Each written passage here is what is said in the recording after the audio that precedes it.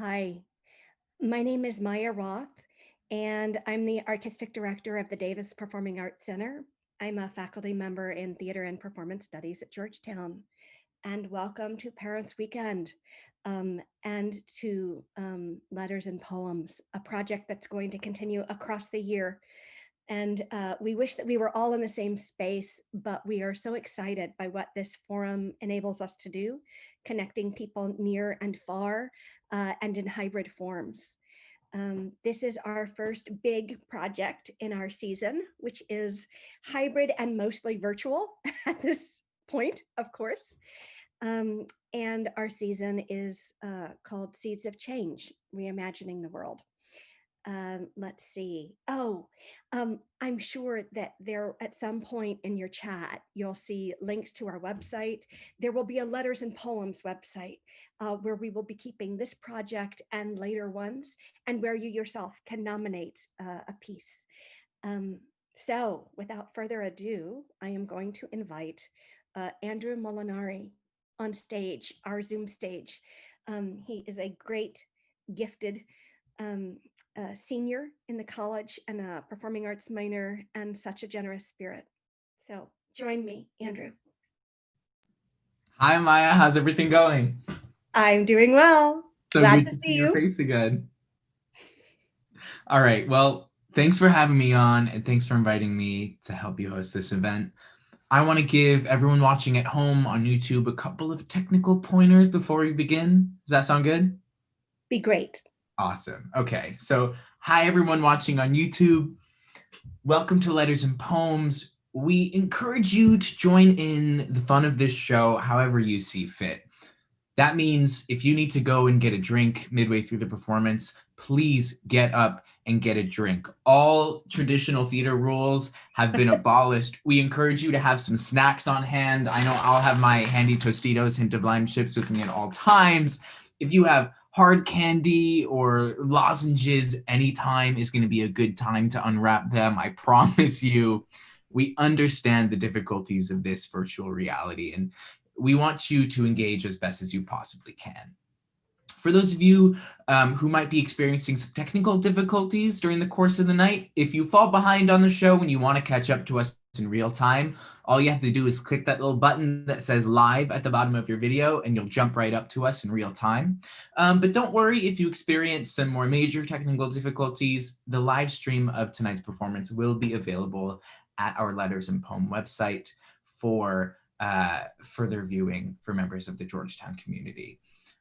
And with that, I think that's all we need to say to those watching at home. Shall we call our cast on, Maya? Yes, let's do it. Awesome. All right, everyone. Hello. These are our fabulous people. So the way this project works is we have a kind of core cast, and there are two other people who are in our core cast, and we have rehearsed together and do more work.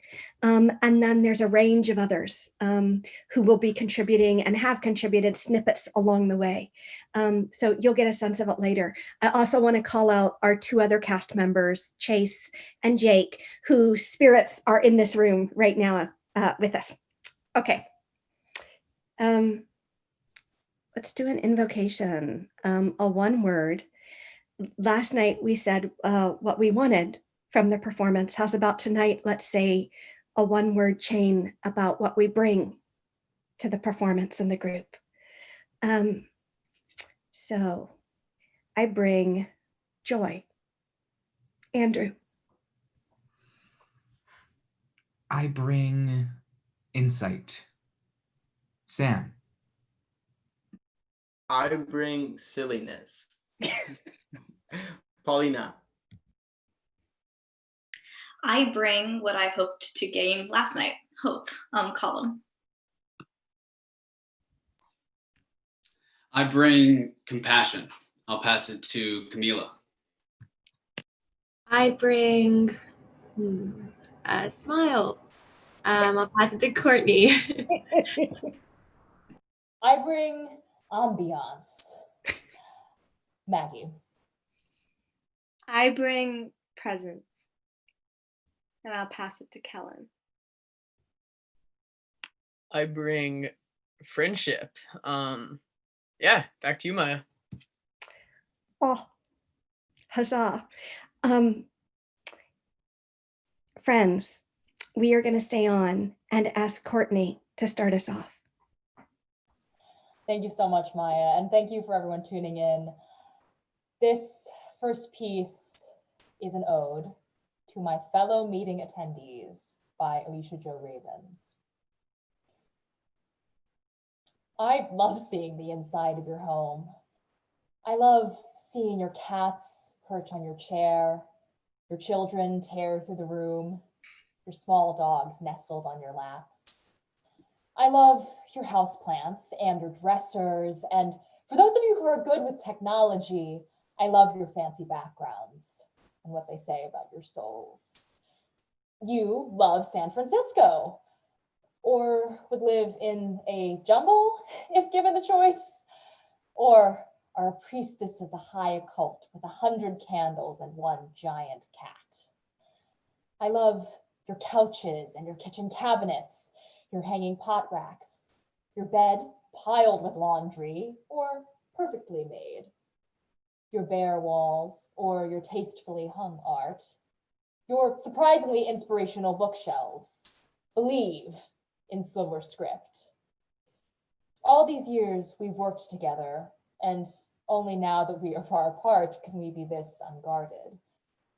I remember my 7th grade boyfriend. We never spoke at school, but on the phone at night, there were no secrets between us. My fellow meeting attendees, we are like that now. So separate, so far apart, that we can finally invite each other into our holy of holies. Thank you.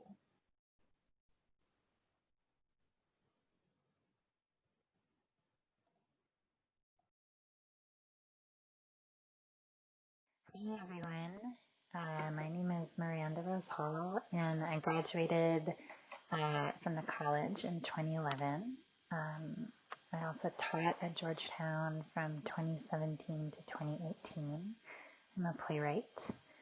And I'm sharing a poem that I wrote in the early days of quarantine back in March, when I was living in a tiny, tiny, tiny apartment in Brooklyn.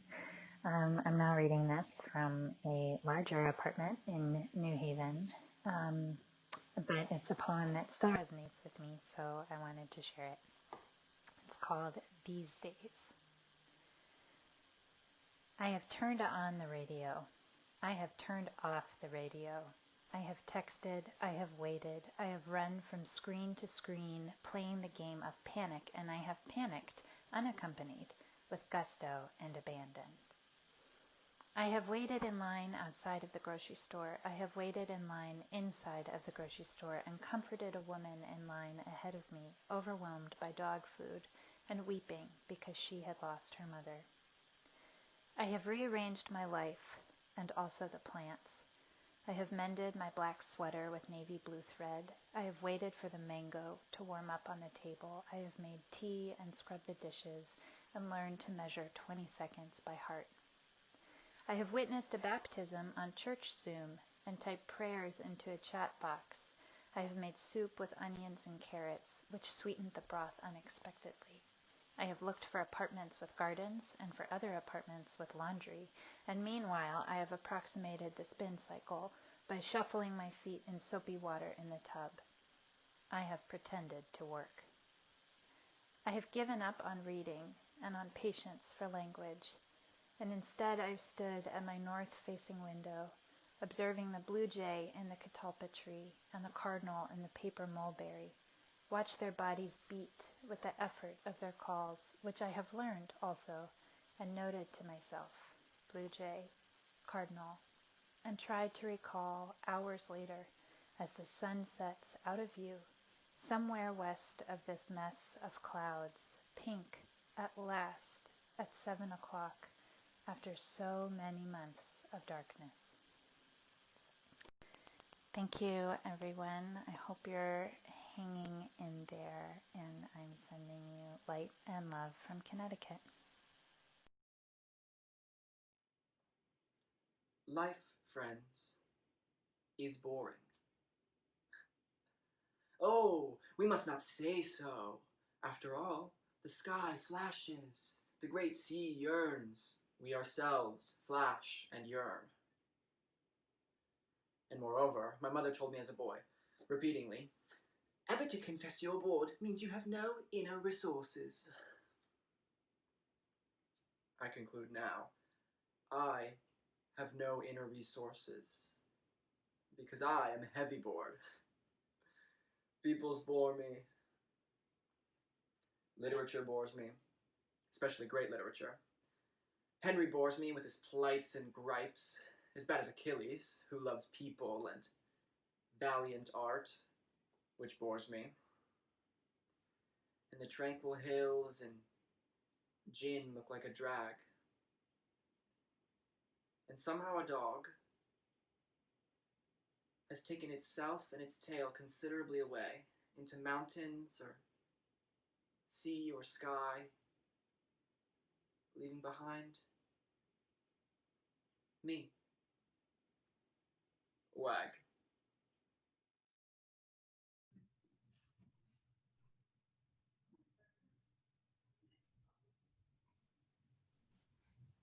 Hi. Hi. So you have a little window on what we're doing. um, so this Letters and Poems project has been an open source project. And the reason I was drawn to it is because it's short and a way that lots of people could contribute. And that set demonstrated the range of kinds of ways we're going to hear work across the night. Jake was acting. We heard Miranda giving a little lens on her experience through poetry. So it's a variety. Andrew. Sure. What should we share with them about the next set?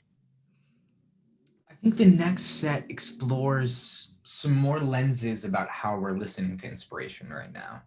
I think during a time of flux, I think the next few pieces really speak to what grounds us, what windows we're looking through, of course. Great. Let's let Maggie take it away. Thank you so much, Andrew.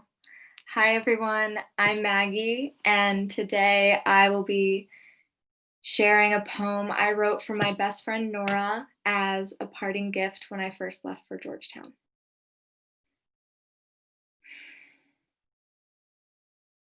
I hear you in the coffee shop, the miles between us melting into laced lattices of bluegrass stringing from the ceiling. I hear you when I choose to walk on the sunny side of the street, listening to a playlist you made in a different world. I hear you when the door opens. The cold air follows your warmth like a shadow, and I sit up a little taller to peer over your walls. I hear you when everything reminds me of poetry, things I could only say if I had your hands. I hear you when the sun sets too fast, and I tell you happy birthday once again. Thank you, everyone.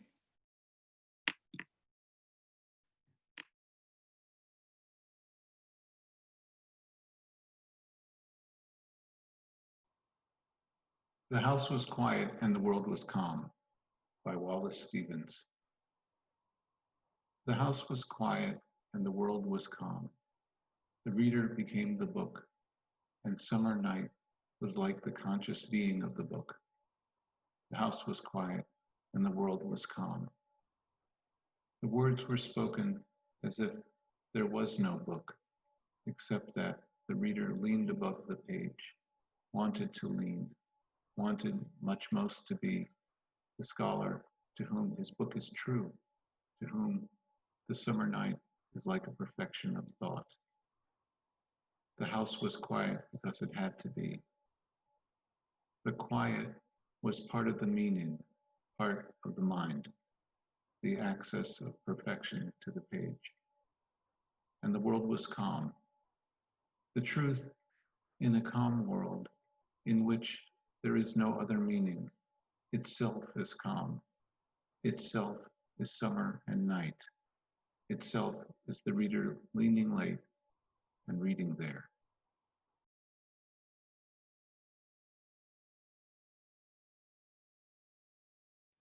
This poem is by Cavafy, a Greek poet called The Windows. In these dark rooms where I live out empty days, I wander round and round, trying to find the windows. It will be a great relief when a window opens, but the windows aren't there to be found, or at least I can't find them. And perhaps it's better if I don't find them. Perhaps the light will prove another tyranny. Who knows what new things it will expose? Perhaps the light will prove another tyranny. Who knows what new things it will expose?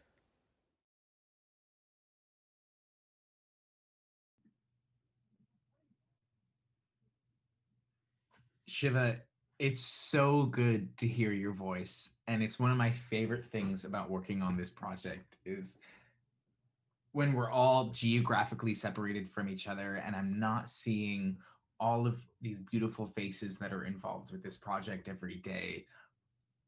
I've been thinking a lot about the saying, distance makes the heart grow fonder. What does that mean in a time where we don't know how long this distance is going to last, or even how far the distance is between us?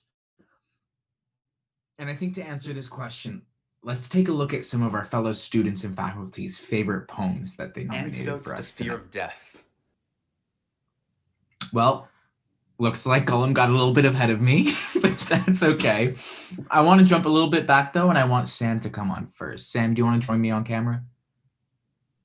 Hey, Andrew, what's up? Hey, Sam.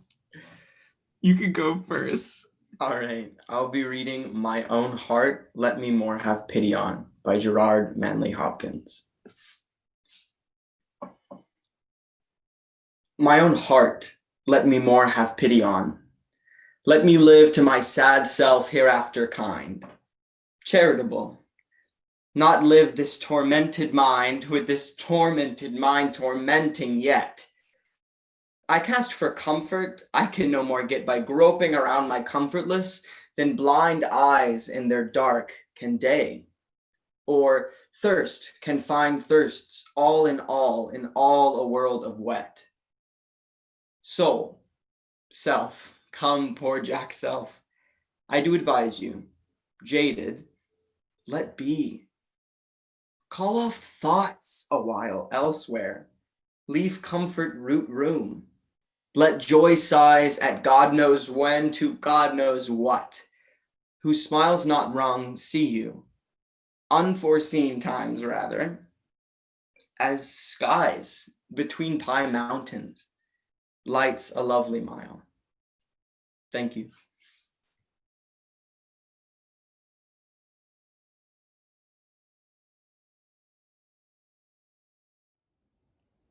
Antidotes to Fear of Death by Rebecca Elson.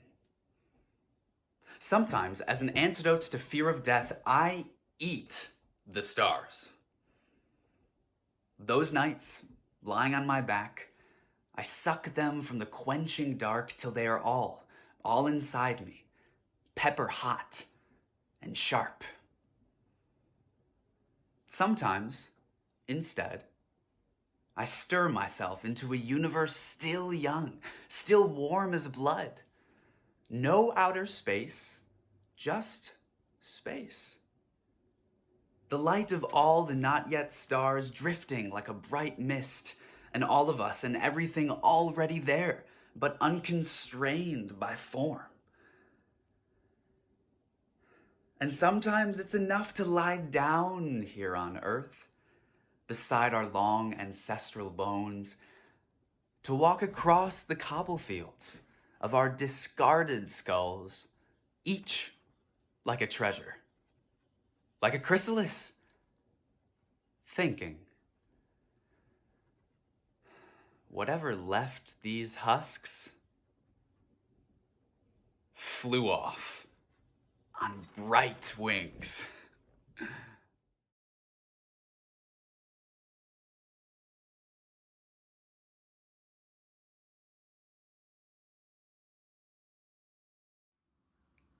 Black Salt by Édouard Glissant.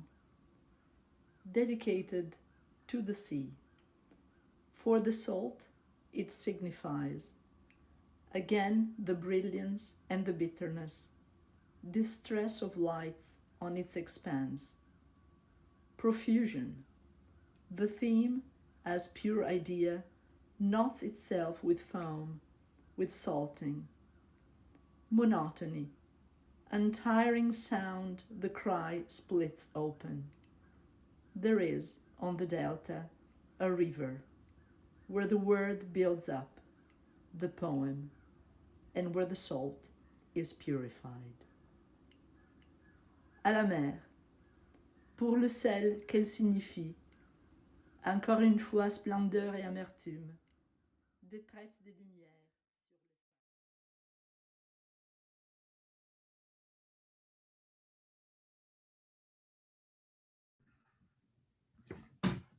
I think a lot of people have found some comfort lately in journaling. I know my friends and I have definitely been journaling. I keep mine at my bedside at all times.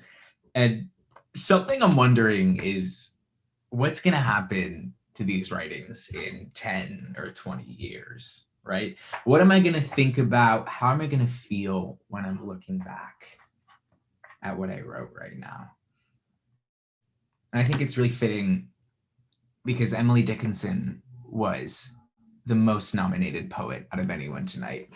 And out of Emily Dickinson's own journals spawned a lifetime of work that still affects each and every one of us today. So next, I want to hand it over to my good friend and housemate, Kate Clark, to read one of her favorite Emily Dickinson poems. Take it away, Kate. I'm Nobody by Emily Dickinson. I'm nobody. Who are you? Are you nobody too? Then there's a pair of us. Don't tell. You'd advertise, you know. How dreary to be somebody. How public. Like a frog. To tell one's name the livelong June to an admiring bog.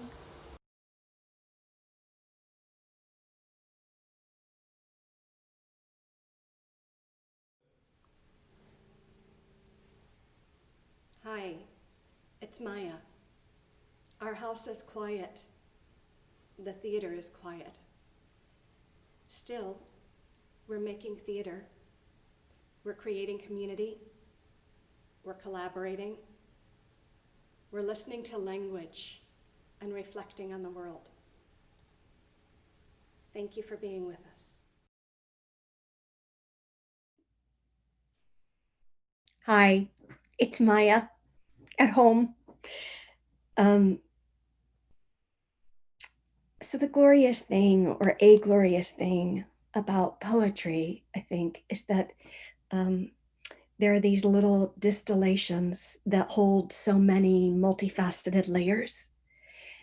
And I'm aware that the set that we've just done offers these windows on the intimacies and intensities of this time. And also experimenting with the way that we can do new forms when we're digital because we're pressed to and we're not together. So usually I love ensemble.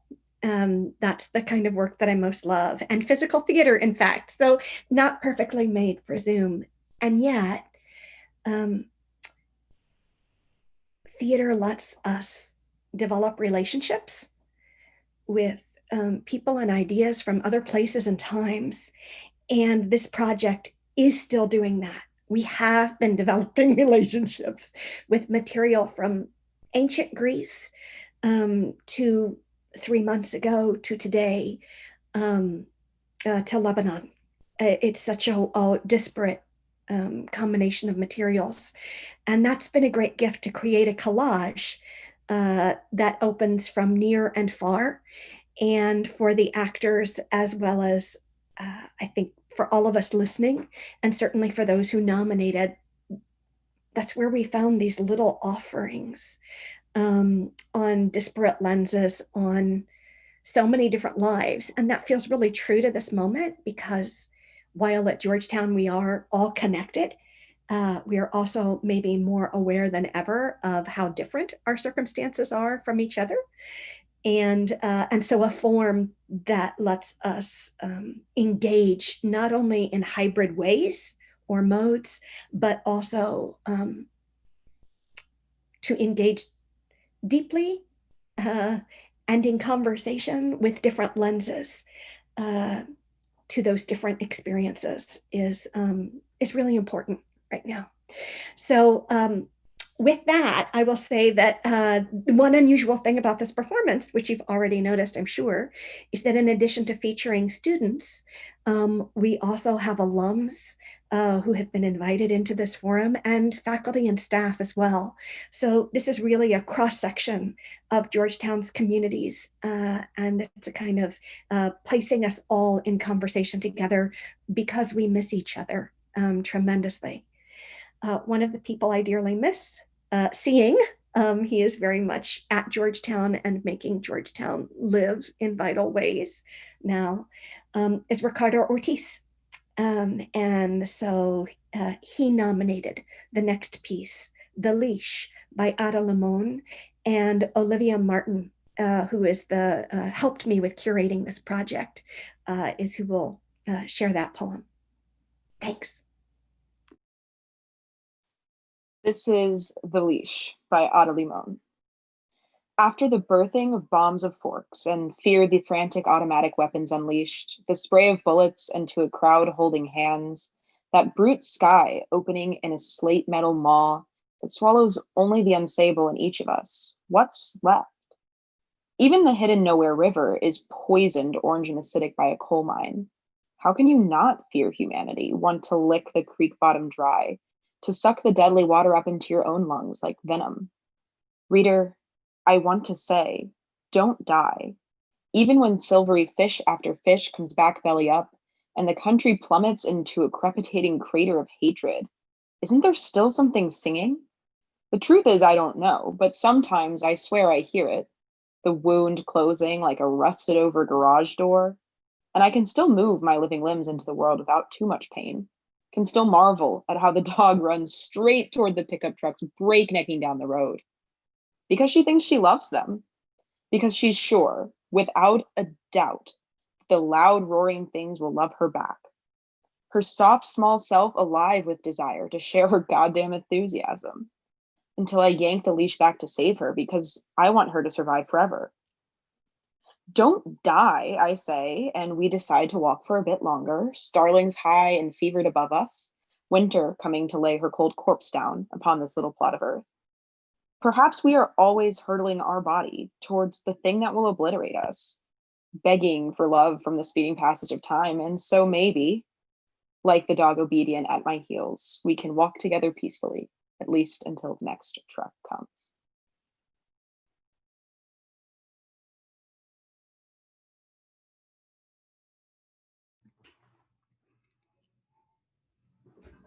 Thanks so much, Olivia. I just want to pop in really quickly to introduce the next few pieces. These are some of my favorite readings of the night because they've challenged us to listen really closely, to experience the nuances and the beauties of being put into someone else's shoes. And you'll see what I mean. Let me welcome a very special voice to read our next piece, our very own Davis Performing Arts Center production manager, a gifted lighting designer from Puerto Rico who nominated this poem that speaks to home and America. Alberto, after you.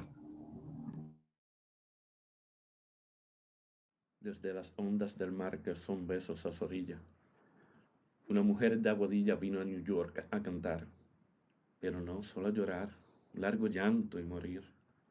De ese llanto yo nací, como la lluvia una fiera, y vivo en la larga espera de cobrar lo que perdí. Por un cielo que se hacía más feo, más volaba, a New York se acercaba un peón de las Marías. Con la esperanza decía de un largo día volver, pero antes me hizo nacer.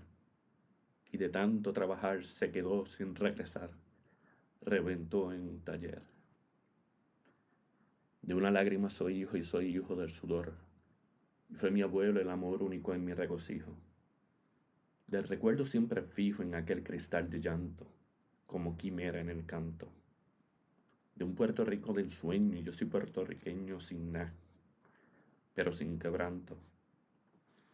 Y el lechón que me desmienta que se ande muy derecho, no sea en lo más estrecho de un zaguán pague la afrenta.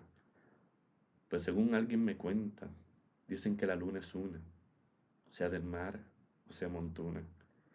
Y así le grito al villano, yo sería borincano aunque naciera en la luna.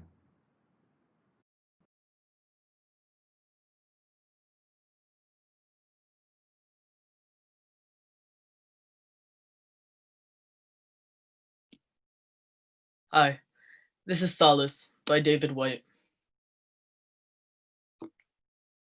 Solace is the art of asking the beautiful question of ourselves, of our world, or of one another in fiercely difficult and unbeautiful moments.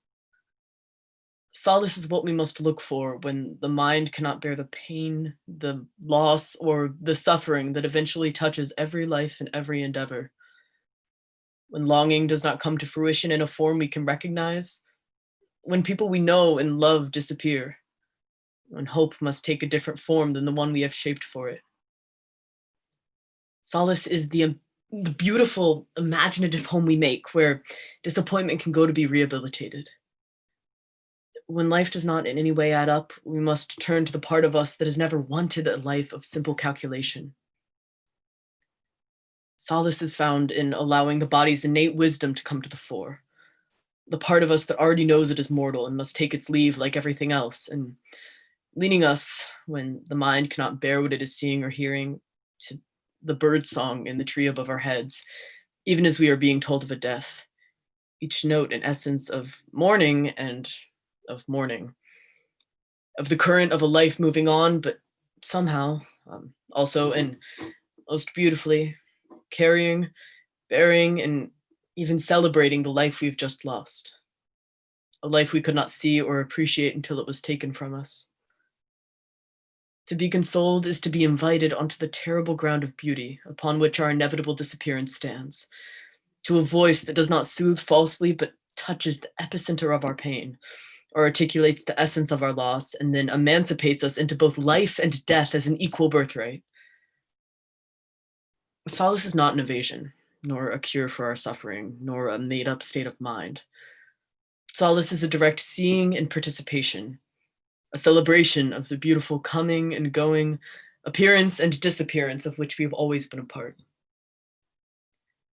Solace is not meant to be an answer, but an invitation through the door of pain and difficulty to the depth of suffering and simultaneous beauty in the world that the strategic mind by itself cannot grasp nor make sense of. To look for solace is to learn to ask fiercer and more exquisitely pointed questions, questions that reshape our identities and our bodies and our relation to others. Standing in loss, but not overwhelmed by it, we become useful and generous and compassionate and even amusing companions for others. But solace also asks us very direct and forceful questions. Firstly, how will you bear the inevitable that is coming to you? And how will you endure it through the years? And above all, How will you shape a life equal to and as beautiful and as astonishing as a world that can birth you, bring you into the light, and then just as you are beginning to understand it, take you away? Thank you.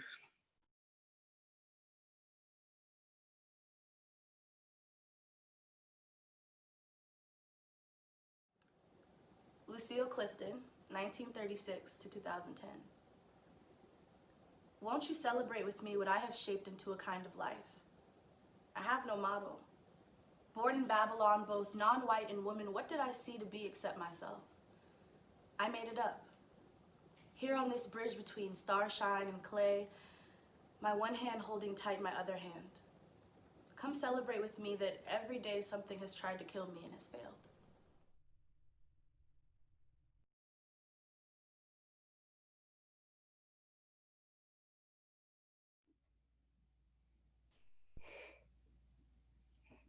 Hi.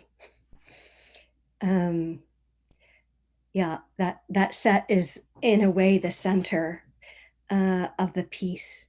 I think a lot of us are yearning for pluralism right now in profound ways, and finding that as we are separate, not only yearning to listen to each other's experiences, but also bumping up against the disparate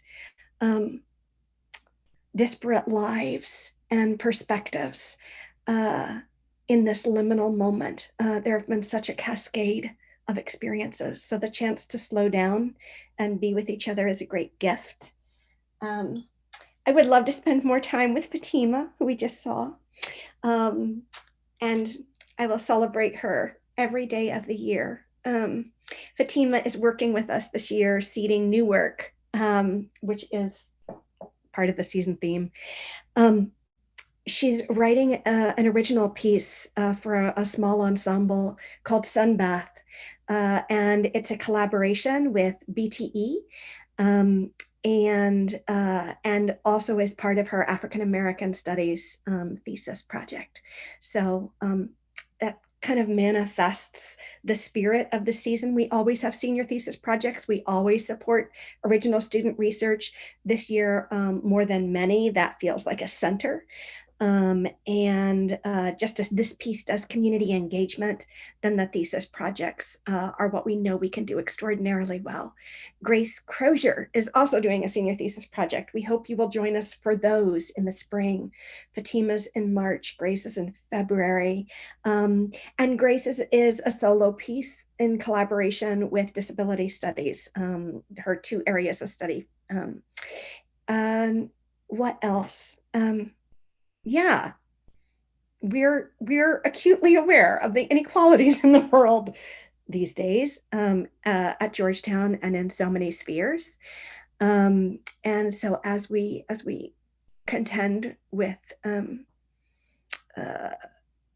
of these reckonings for racial justice and transforming climate change in better ways, we too are striving for whatever ways we can to reimagine the world, both artistic and social models. So this year feels like part of that, and we hope that when pandemic ends, we will have figured some better systems for the other side. Let's see. I'm going to look briefly at my notes to make sure that I know who I'm setting up next. Oh, yeah. Okay. So I wanted to say just a smidgen on why poems. And you may have gleaned it already. The world has been too much in ways, in so many disparate ways, from losses to injustice to inequalities to loneliness and separation.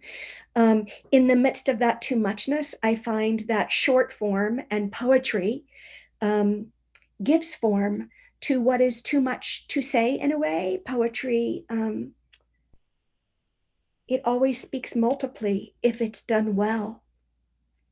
And I think we are yearning for ways to steward or give form to this liminal time of flux and uncertainty, to distill what we're living.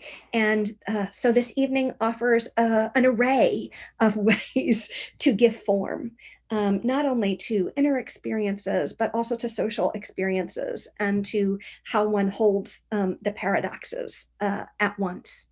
The next piece is one of the many pieces, actually, that has been nominated by a member of our team. So you've noticed we have nominations there. We had faculty nominate, students, alums nominate material. And this next one is Sam doing an essay on craft that Olivia nominated. Hi, Maya. Thank you. Thank you. As Maya said, I will be performing Essay on Craft by Ocean Vuong. Because the butterfly's yellow wing flickering in black mud was a word, stranded by its language, because no one else was coming. And I ran out of reason, so I gathered fistfuls of ash, dark as ink, hammered them into marrow, into a skull, thick enough to keep the gentle curse of dreams. Yes, I aimed for mercy, but came only as close as a cage around the heart, shudders over the eyes. Yes, I gave it hands, despite knowing that to stretch that clay slab into 5 blades of light, I would go too far, because I, too, needed a place to hold me. So I dipped my fingers back into the fire, pried open the lower face until the wound widened into a throat, until every leaf shook silver with that god-awful scream. And I was done. And it was human. Thank you.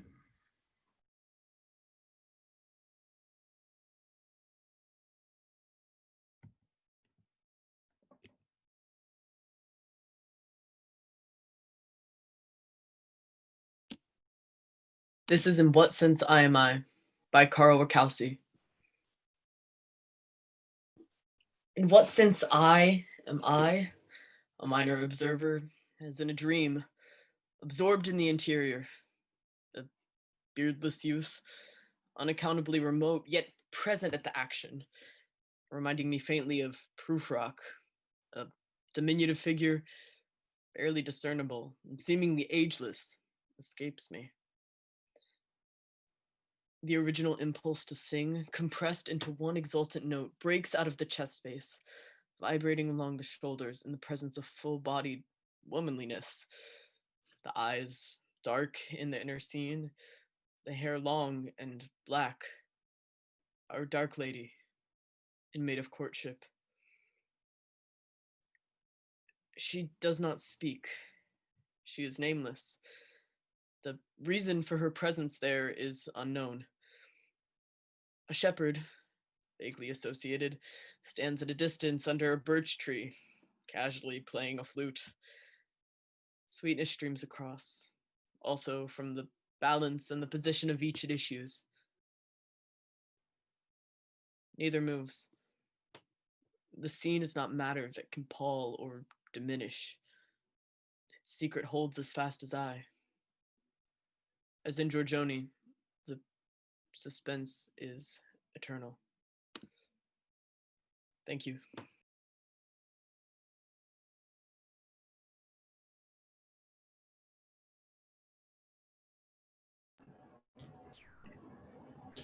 This is a Sort of Song by William Carlos Williams.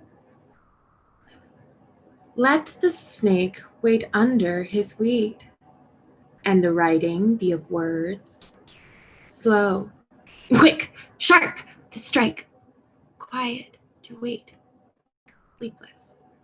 through metaphor to reconcile the people and the stones. Compose, no ideas, but in things. Invent. Saxifrage is my flower that splits the rocks. Thank you.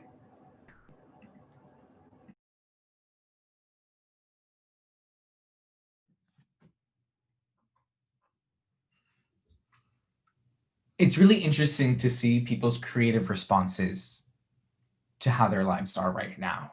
From trauma to life at home, to grief, to playfulness. Where we are and our relationships to the world are so radically different. And something that I'm really excited to explore are some original pieces that have been submitted to us for tonight. We have an original dance and 2 original poems that have been submitted to us. So please help me in welcoming Maggie to the stage. Take it away.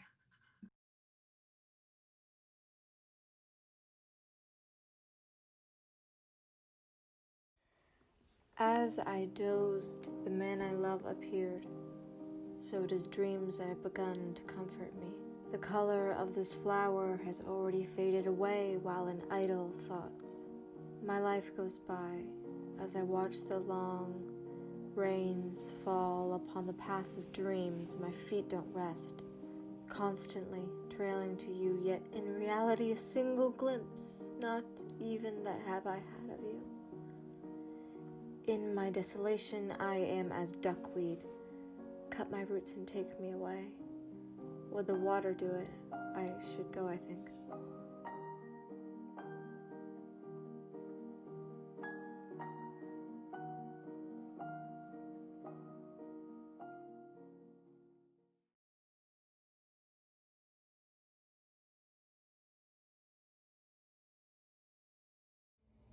You pool in my throat in the mornings. The taste of your lips always caught between my tonsils and my tongue.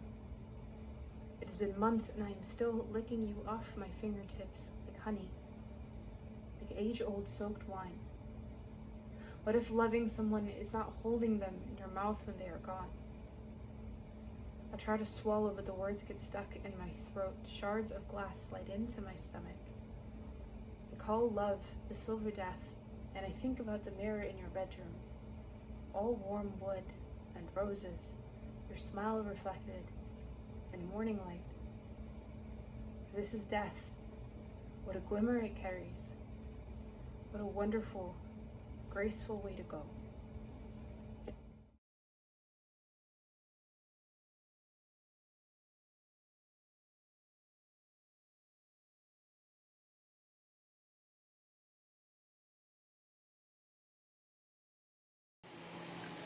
Hi, I'm Duncan Wu, and this is my poem, True Love. If Mobile is part of Central, I'm its rodeo queen on Carnival Day. Though we're in the Pascagoula Pines Econo Lodge about 30 miles away. You can get me a mojito tonight at the Oaks. Then maybe we'll shake and shimmy into the light, across the brightness, right through the swamps into the Mississippi Bay, and nobody will hear of me and you again. Will be a tale of morality. 2 far-tossed lovers who waltzed into the Gulf of Mexico for immortality. True love is when you allow your betrothed to seize a knife and slice open your throat.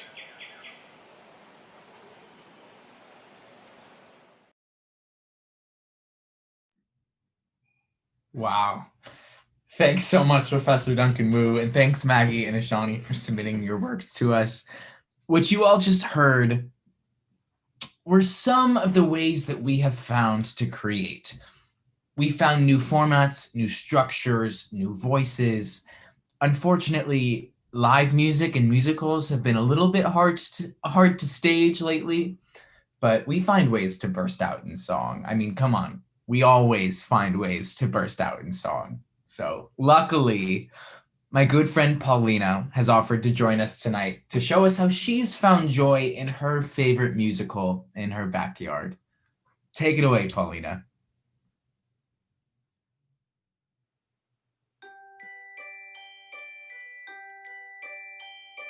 Dear friend.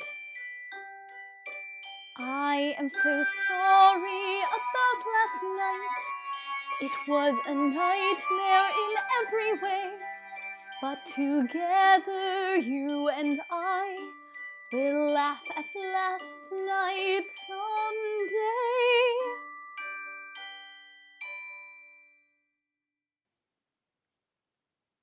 Ice cream. He brought me ice cream. Vanilla ice cream. Imagine that. Ice cream. And for the first time we were together without a spell. Friendly. He was so friendly. That isn't like him. I'm simply stunned. Our wonders never cease. Our wonders never cease. It's been a most peculiar day. Our wonders never cease. Our wonders never cease. Oh right, where was I? Dear friend, I'm so sorry about last night's nightmare and every way we together, even I will left last night someday. I sat waiting in that cafe, never knowing that you were fat, that you were near, you were outside looking bald. Oh dear. Dear friend, I am so sorry about last night. Last night, I was so nasty. Well, he deserved it, but even so, that George is not like this George. This is a new George that I don't know. Somehow, it all reminds me of Dr. Jekyll and Mr. Hyde. When right before my eyes, the man that I despise has turned into a man I like. It's almost like a dream, as strange as it may seem. He came to offer me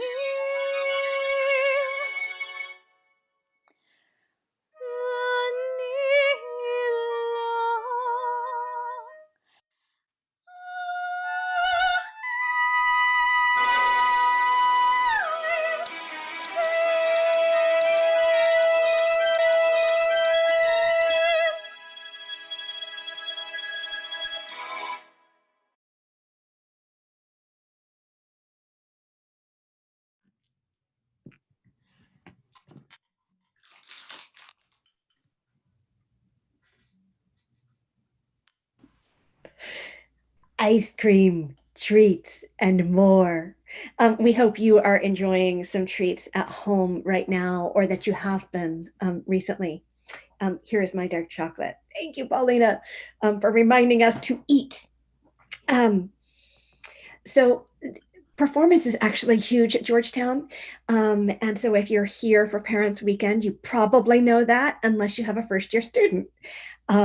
And so there are dozens of performing arts groups in music, theater, and dance. There are collaborations across different members of the community. An extraordinary number of students are musicians, no matter what they major in. I mean, it's just, people are always surprised that theater and music and dance are so important at Georgetown, and they are. So one of the things that the Davis Center does is it's kind of at the cross section of a lot of different communities. It's a teaching and research center. We engage the humanities. We often partner. We host events, residencies by various folks. This project, since we can't be in space together, then we have mapped ways to collaborate multiply. And it's really thrilling for me that there are artists of so many talents involved with the project, and also dear colleagues who contributed, many from the humanities, especially from language departments, from history, and more.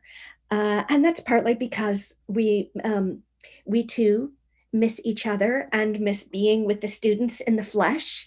And so this is a way of creating community, as performance so often does.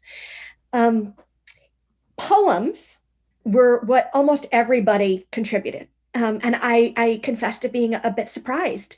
With my faculty colleagues, we actually, it was quite moving and important. We had a nomination form, people did not use it.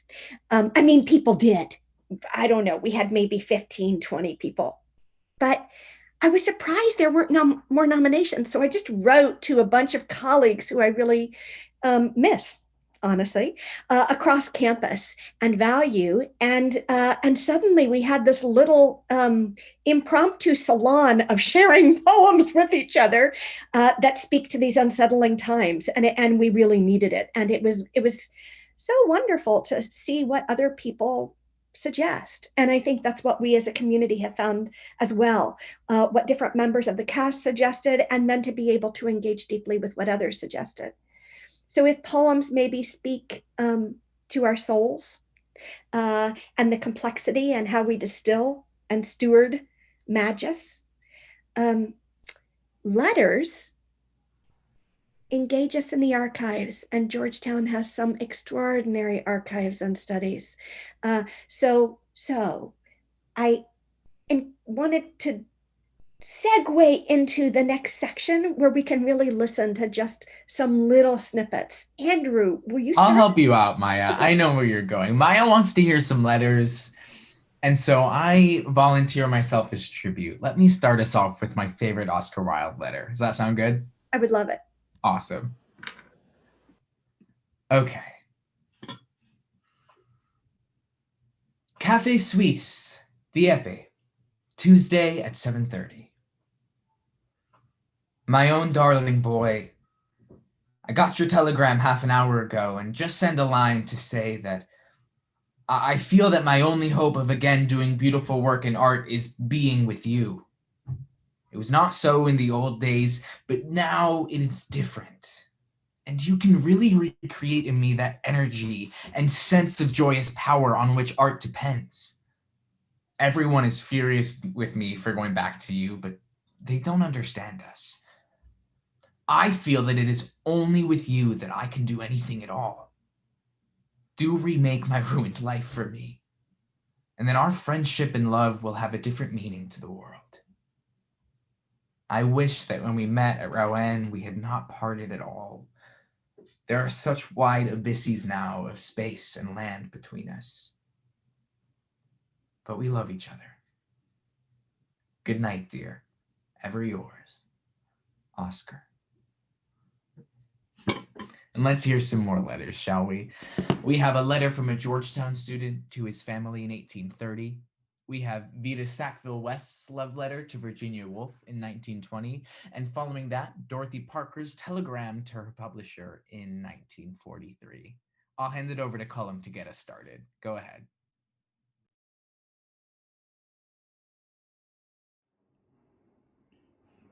Georgetown College, October 7th, 1830.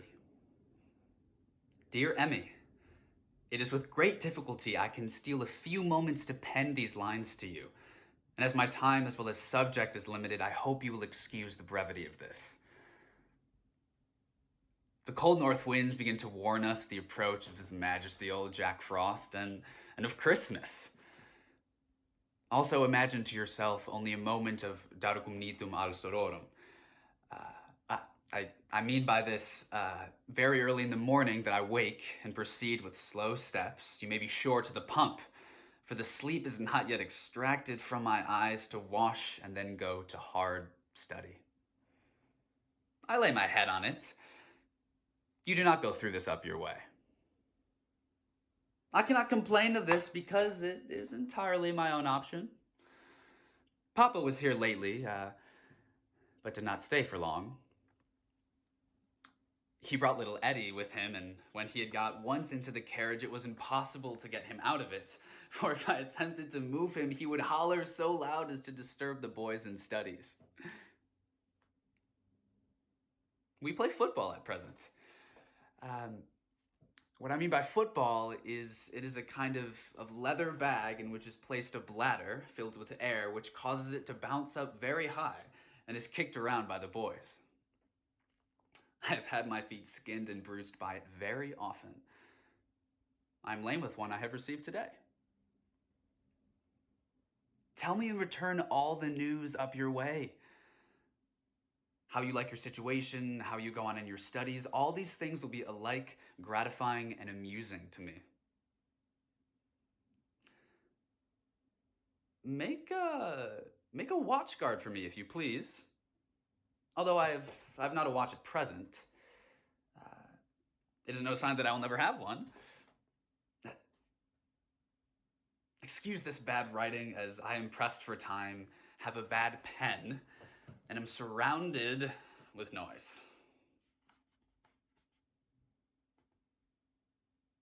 Write to me soon, as I am very anxious to hear from you. All friends join with me in sending their best love to you, and believe me to be your affectionate brother, John C. Brent.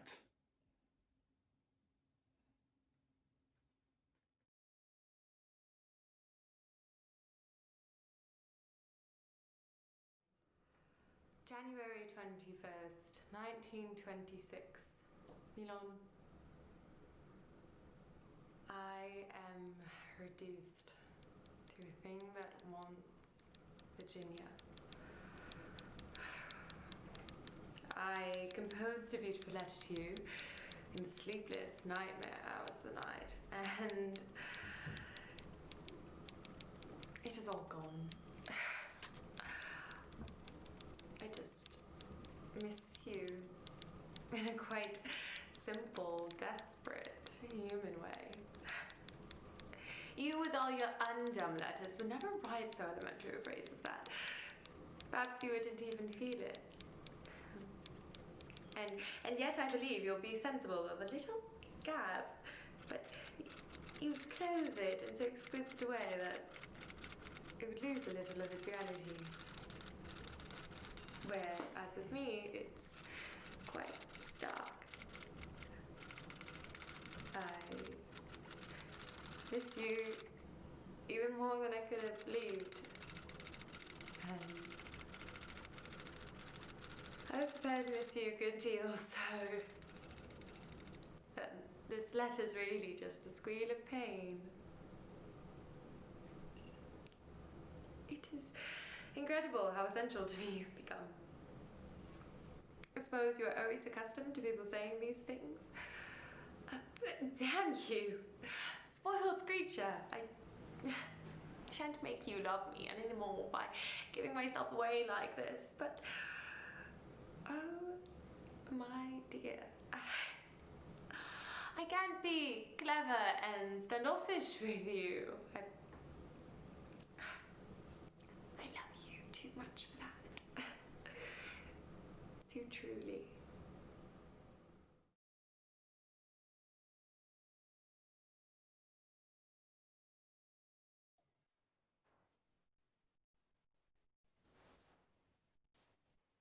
Pascal Covici, Viking Press, 18 East 48th Street. This is instead of telephoning because I can't look you in the voice. I simply cannot get that thing done yet. Never have done such hard night and day work. Never have so wanted anything to be good. And all I have is a pile of paper covered with wrong words. Can only keep at it and hope to heaven to get it done. Don't know why it is so terribly difficult, or I so terribly incompetent. Dorothy.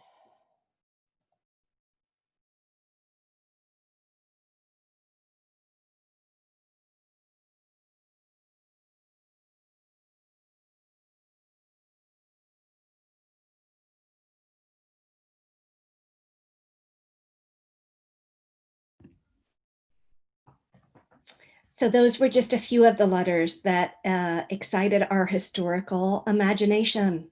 And you can see that there's a bit of an October theme running through them.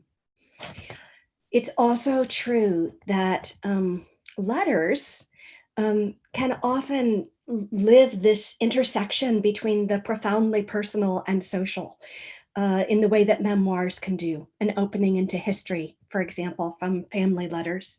And then there's a whole genre of letters that are, in effect, letters to the world. And we've had some profound ones in recent years that have become collective reading almost. We wanted to share one letter from history to the world that changed America profoundly. So here is Chase, who is a member of our company, doing Thomas Paine.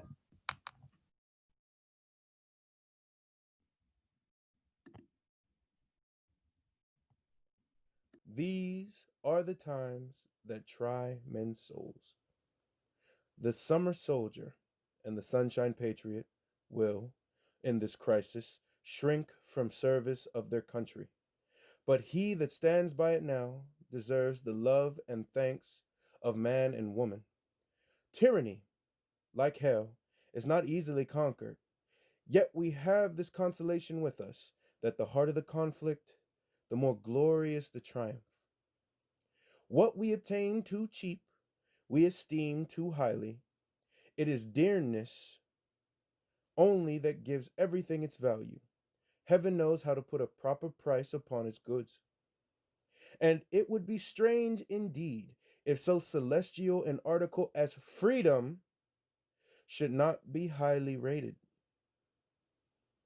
Thomas Paine, The Crisis Number 1, written December 19th, 1776.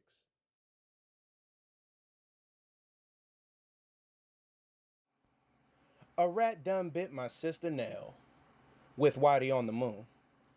Her face and arms began to swell, and Whitey's on the moon.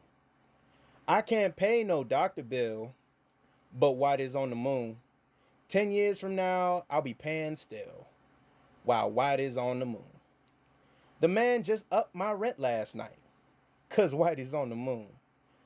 No hot water, no toilets, no lights, but Whitey's on the moon.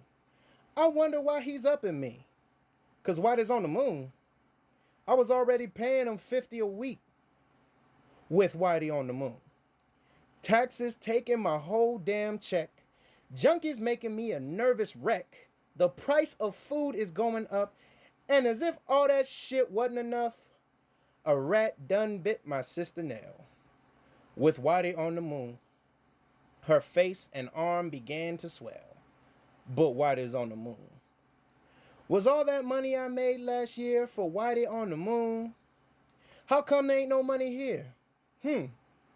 Whitey's on the moon. You know, I just about had my fill of Whitey on the moon. I think I'll send these Dr. Bell's airmail special to Whitey on the moon.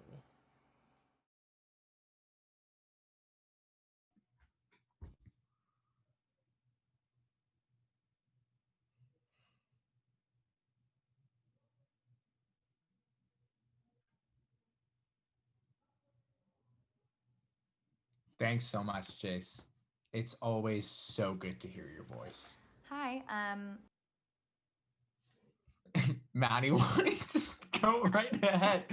Let me introduce you first, Maddie. For those of you at home, we're about 3/4 of the way through our presentation tonight. And as you might have just gotten a sneak preview from Maddie's video, let's return to some poetry. I want to hear a few more poems that have been brought to our attention tonight. And now, Maddie, so willing and ready as you are, take it away. hi, my name is Madeline Kelly. I have tried hard to have appropriate feelings. I folded them away like sweaters, kept my distance from the moon, visited the sick. I am proud of the life in my head. Nobody knows the garden I've seen. I'm tender with the suburb.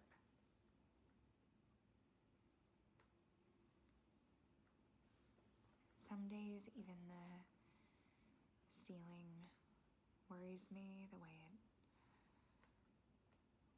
it keeps the roof on. I only cry when the polar bears get to me. The ones stranded on the melting ice. Otherwise, I'm kept in line by the steady curve of my driveway, the tight fists of roses. I can easily converse about the sweet peas or our eventual disintegration. The sky has more to say to me than I could ever know, given the restricted space between houses. Frogs sing at night. And whine of the train.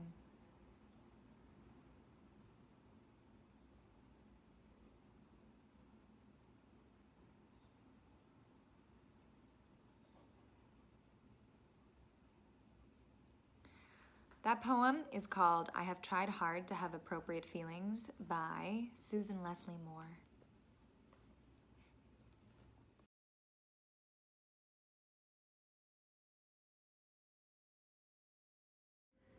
This is 114 from Glare by A.R. Emmons. The world, so populous, is so decimated. There were 40 aunts and uncles. There was Aunt Blanche and Uncle Claude, Aunt Mitt, Aunt Kate, I loved her, Uncle John, commanding, and Uncle Frank, soused, and Aunt Lottie, Addie, Laura. I believe. No, I believe. But in what? I believe in belief.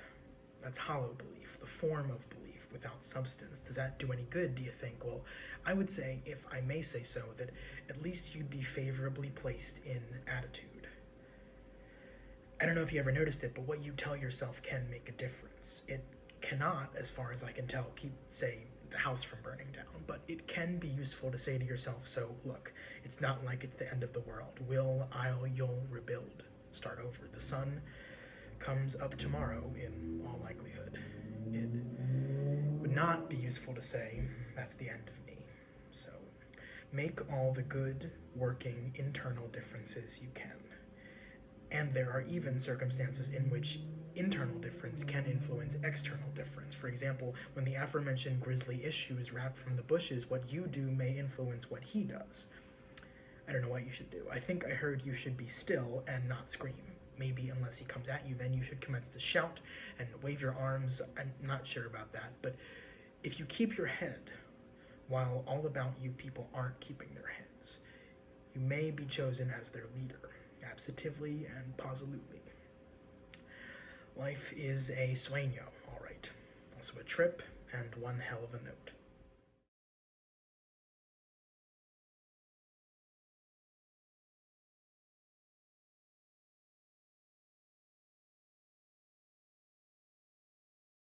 I have a seat in the abandoned theater in Beirut.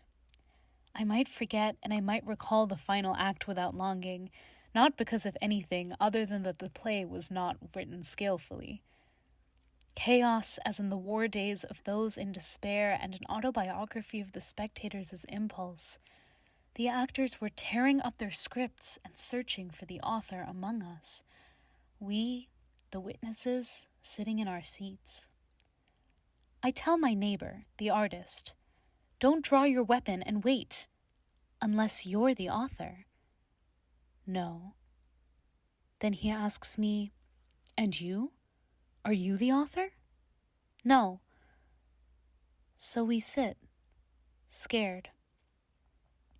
I say, be a neutral hero to escape from an obvious fate. He says, no hero dies revered in the second scene. I will wait for the rest. Maybe I would revise one of the acts, and maybe I would mend what the iron has done to my brothers. So I say, it is you, then. He responds, you and I are two masked authors and two masked witnesses. I say, how is this my concern? I'm a spectator. He says, no spectators at Chasm's door, and no one is neutral here, and you must choose your part in the end. So I say, I'm missing the beginning. What's the beginning?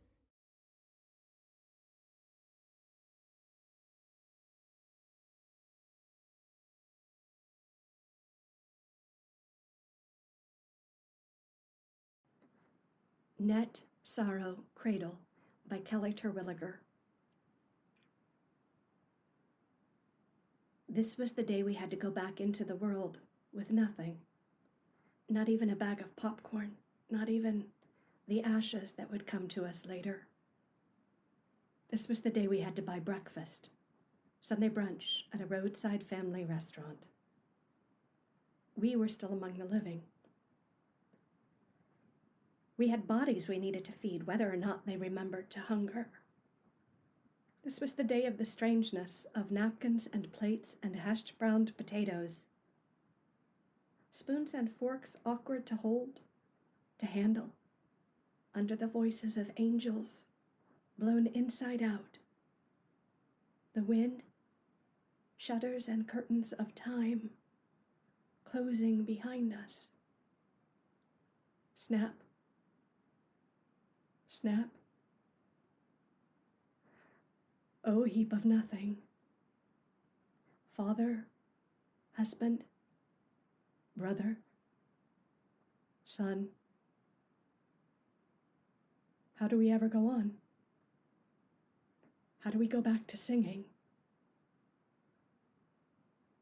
When I see another grieving now, I know whatever lies below the throat, call it heart, call it howl, call it wide-eyed stone, it drops again into that old sling. Yes, still waiting. Net, sorrow, cradle, riddled with holes, not falling, just swaying above the abyss.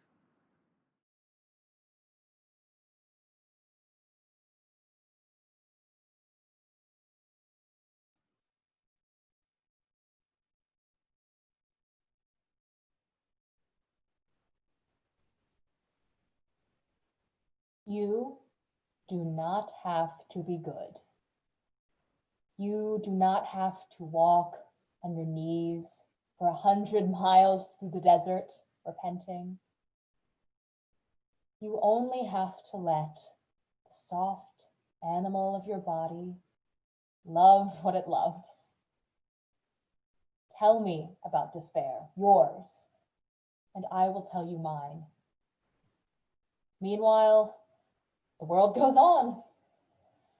Meanwhile, the sun and the clear pebbles of the rain are moving across the landscapes, over the prairies and the deep trees, the mountains and the rivers. Meanwhile, the wild geese, high in the clean blue air, are heading home again.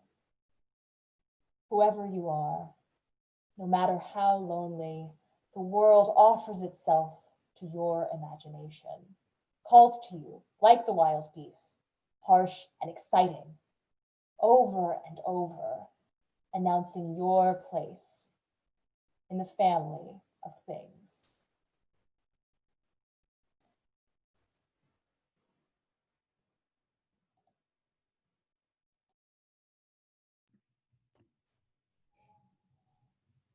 Hi, Maya. Hi, Andrew. We have 3 poems left, don't we? We do. And these poems have been doing good work on me, as did the letters. I feel the exact same way. Let's take some inspiration from them. Shall we hand it over to Paulina? That sounds great. All right, Paulina, take us away. Thank you.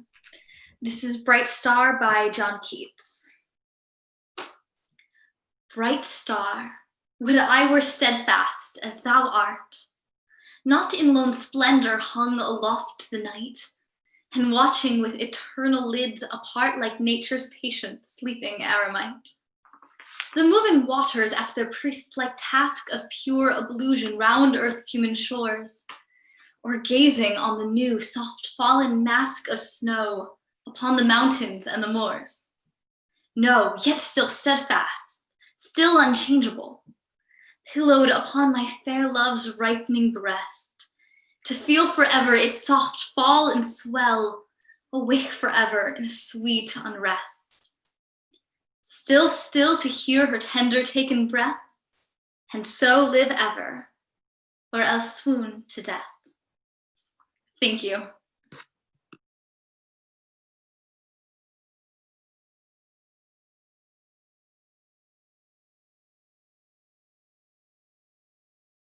Antidotes to Fear of Death by Rebecca Elson. Sometimes, as an antidote to fear of death, I eat the stars. Those nights, lying on my back, I suck them from the quenching dark till they are all inside me, pepper hot and sharp. Sometimes, instead, I stir myself into a universe still young, still warm as blood. No outer space, just space. The light of all the not yet stars, drifting like a bright mist. And all of us and everything, already there, but unconstrained by form. And sometimes it's enough to lie down here on earth, beside our long ancestral bones, to walk across the cobble fields of our discarded skulls, each like a treasure, like a chrysalis, thinking whatever left these husks flew off on bright wings.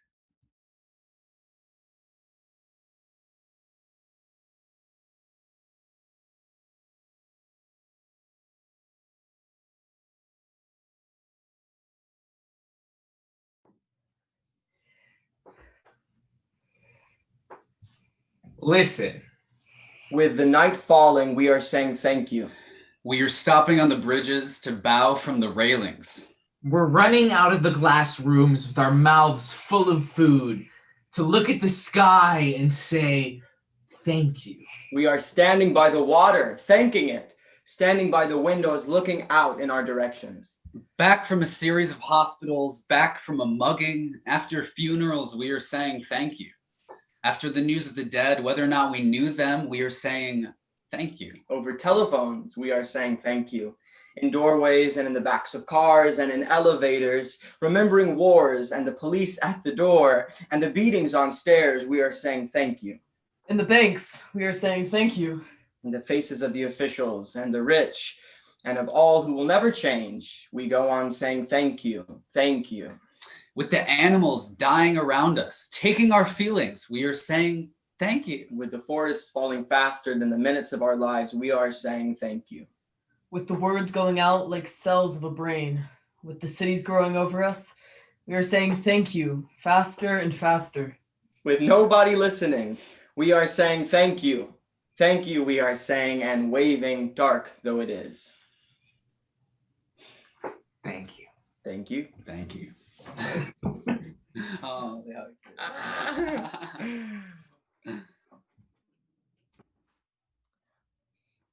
Hi.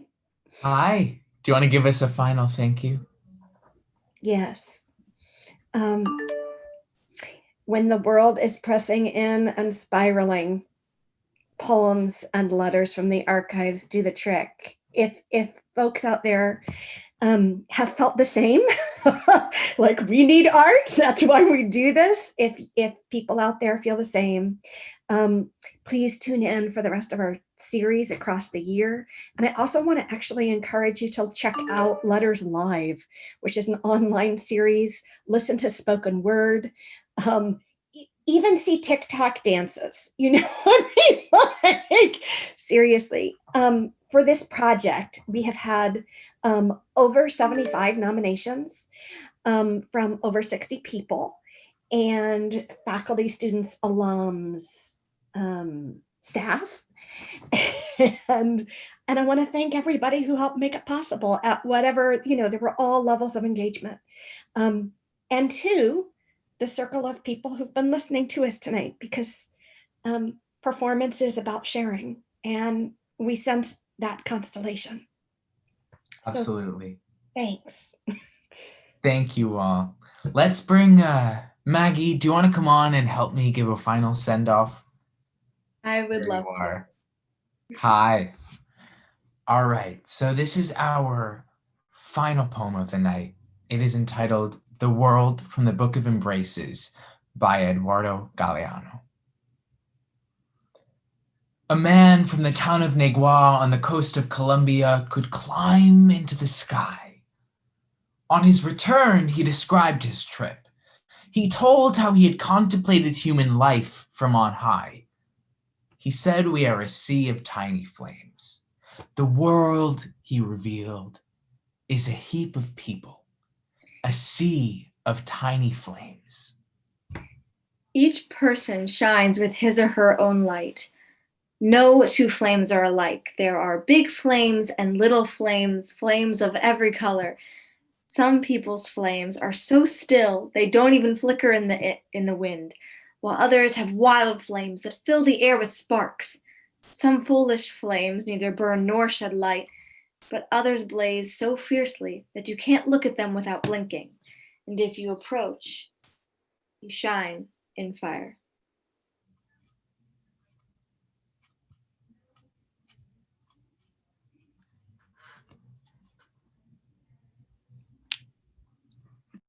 Maya, you are on mute. What a way to end. Thank you. You all shine. Can we give a whoop whoop or whatever your gesture of thanks is to the community? I'll give a whoop whoop. I think we deserve a whoop whoop. Whoop whoop. And we also want to welcome our folks who have helped make this possible backstage to join us. Toby and Vanessa, who are doing live stream, we won't see. However, Andrew. Let's bring Martha and Olivia on, our wonderful leaders through this process. Thank you so much for making this happen. Much love to all of you at home. Much love to all of you who are here on this Zoom with me. Much love to you, Maya, for bringing this project to life and inviting me to co-host it with you. We love you all. We are sending you love and light from afar, and we wish you all a good night. Good night. And creative community. We want to shout out Sam, who's going to sing us off at the end through credits. Sing us out of here, Sam.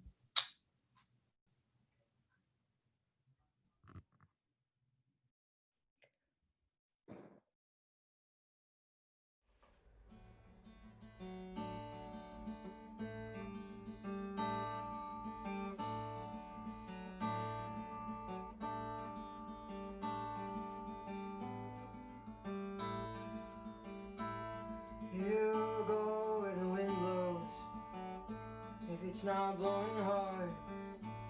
He'll land where it takes him if it isn't too far. And after a while, he's bound to get tired. And he'll turn his back to the wind. And the wind keeps on blowing. Oh, hear me now. Show me how not to fall apart every time you blow at me. Oh, starting the day when I up late, I would listen for your song out my window, and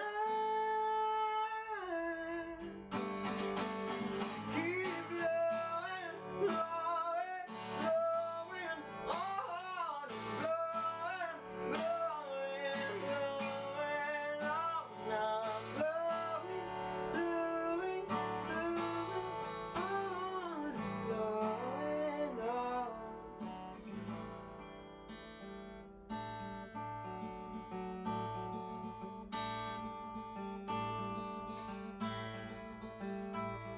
He's born of the air, so he changes his mind. Knows what he wants, but he's running behind. And the world moves too fast for a Gemini. Who'll turn his back on his friends and shout words into the wind and wonder where to begin. And the wind keeps on blowing. Oh, and hear me now.